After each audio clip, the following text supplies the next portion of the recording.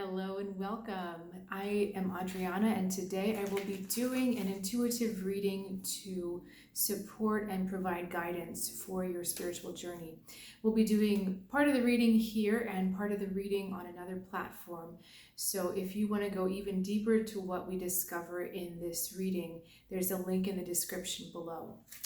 So I am currently still shuffling creatively, not on a table, so it might take me a little longer than usual to get the cards up. Okay, we're going to ask for a big message, a big energy that is surrounding us right now. I'm talking about kind of cosmic energy and what is influencing us and guiding us right now. Okay, a lot of cards here. Nine of Earth, Temperance, Queen of Water, and the Ace of Fire. This is really exciting. A lot of different kinds of support going on here. We've got the fire, we've got the water, we have the balance of chaotic forces, and then we've also got the grounding of the earth. I don't know about you, but these cards are so kind of beautiful and seductive that I stare at them for like many minutes here. Okay, Ace of Fire. I think I'm gonna wait for that one. What we really have is the Temperance creating a flow between the Queen of Cups and the Nine of Earth here.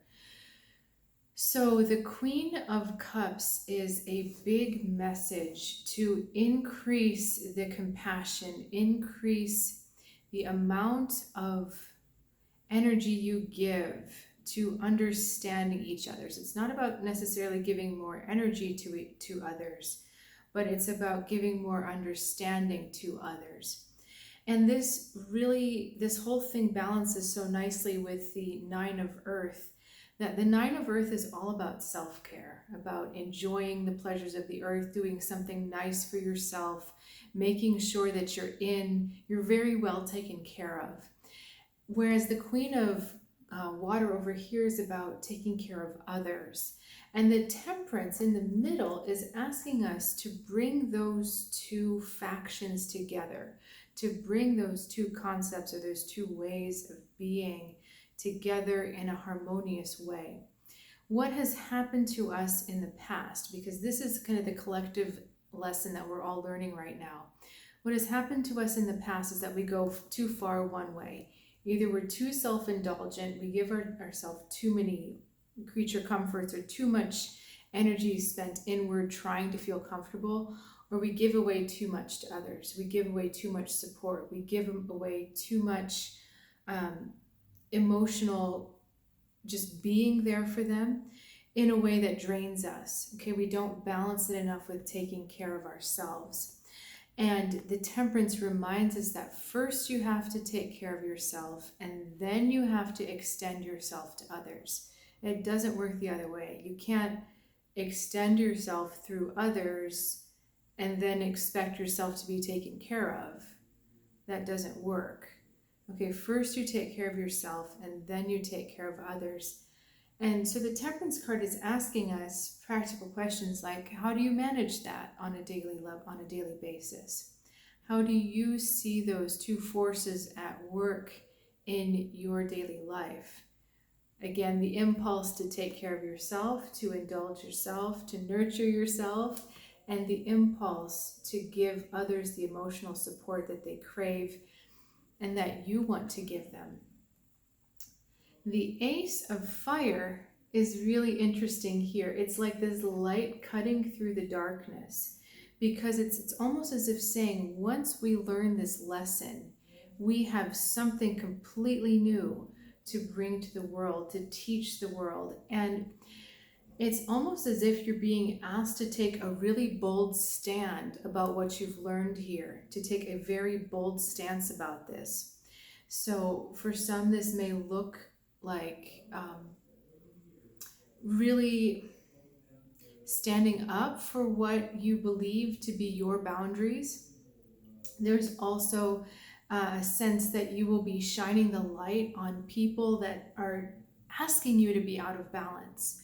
Okay, the problem with this Queen of Water energy out of balance is that she attracts vampires. She attracts people that will just suck the energy dry because she's wanting to do that. She's wanting to give so much energy of herself that there's nothing left for herself. That's when she's in her shadow. So if you're in that spot and you're finally learning how to balance, this Ace of Fire gives you the boldness to say, no, I can give to here. You're going to have to take care of yourself to here. So this boldness of fire, this Ace of Fire gives us the courage to use our light to cut through these dark patterns. And this is also about, if you've got something to say, say it. Okay, once you've learned how to balance this together, if you've got something to say, say it. You know, this could be about those who have been habitually dependent on you, you saying, you know what, I'm learning this lesson of self-care before caring for others, and I think it's about time that you learn that lesson too. So in order to support you, I'm going to step back. It could be that, you know, it's standing up for this blending of the two energies together. Okay, that's a very hopeful message. All right, where are we today? Where are we right now? Oh, Six of Fire just jumped out. Okay. I woke up from a dream thinking about this card. So I love that she's come out today. Okay, Six of Fire is about first acknowledging what you've accomplished, acknowledging that you've done something amazing, that you have reached a platform, that you've reached a place of success. And what I feel is going on here is as if the Ace of Wands starts out with that beginning fire, and the Six of Wands figures out how to make that fire into something even bigger, into an arch, a bridge perhaps. So it's like you've taken your message and you've made it into a bridge. Okay? So you right now are feeling the Six of Wands, like you've made something come together, or something has clicked for you, something has finally come together. And there is a desire to be acknowledged by others, this bright light that is shining. But this card kind of reminds you to just kind of keep that in check, because the most important person to recognize you is you. I'm also being pulled to draw from this other deck here. So let's see, where else are we? Okay, the goat and the red fox. I almost feel like I'm in a different world now with these cards. So the goat is the reliability, showing up for others. Are you reliable in showing up for others? Or are we looking for a way out? Okay, that's kind of the strategy that's going on here with the fox. We're looking for a way out. And if you look at this card here, it's mirroring, that's a hard word to say. This doorway that's opening, whereas this is a bridge, but this is a doorway. So it's maybe perhaps, in the past, you gave too much of yourself, you were too much of that rock, and then you're looking to escape. Whereas now you've kind of figured out how to curb that need to escape by perhaps taking a little bit more for yourself, taking a little bit more accolades, or a bit more of the spotlight for yourself. You've been willing to take a little bit more of the spotlight. Okay, let's look at any blocks.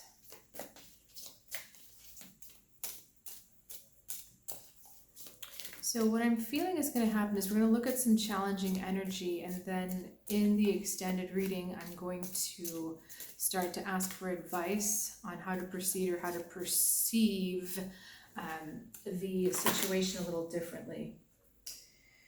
Just to warn you what's going on. Okay, blocks, please.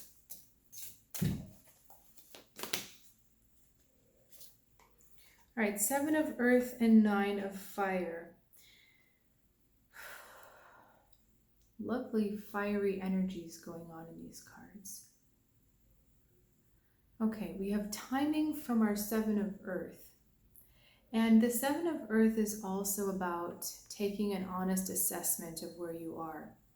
And so the block or challenge here is that you are more likely to be impatient, impulsive, and overconfident with your actions, rather than stepping back to really assess where you are. Now this is fascinating because look, we have a fox on this card. We had the red fox come up on the strategy card about the escaping, wanting to escape. So that desire to escape sometimes can make our actions too impulsive or our actions too hasty. I can relate to this. I am currently looking to buy a house, and you kind of get to a point where you're just kind of desperately grabbing at different things. And when I step back and I sit back, when I'm in that mode of desperately grabbing, it's always the wrong choice. It's always the wrong thing. And if I would just sit back a second and do the 7 of earth and kind of assess, wait a second, where am I really headed with this? What potential am I really seeing in this house?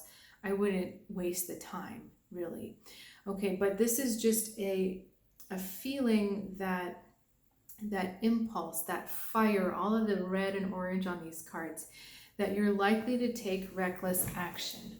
Okay, so that is a potential block. Now, what that also means is that the action around you isn't fast enough or isn't happening in the timing that you'd like it to happen. But, we remember what we were talking about earlier with this lesson that we're all learning, the balance of the self and the other. I believe these blocks are talking about really assessing where you are. Where are you in this lesson? Where are you in this lesson? Okay, of balancing. The temperance is sideways now. Come on. Where are you in this lesson of balancing self-care with care of others? All right, so I am going to continue to pull advice on how to overcome some of this impulsiveness, how to overcome some of this hastiness, but I'm also going to continue to pull helpful messages from our divine guidance. So if you would like to follow me over there, the link is in the description below. And if not, thank you so much for being a part of this journey, and I'll see you soon.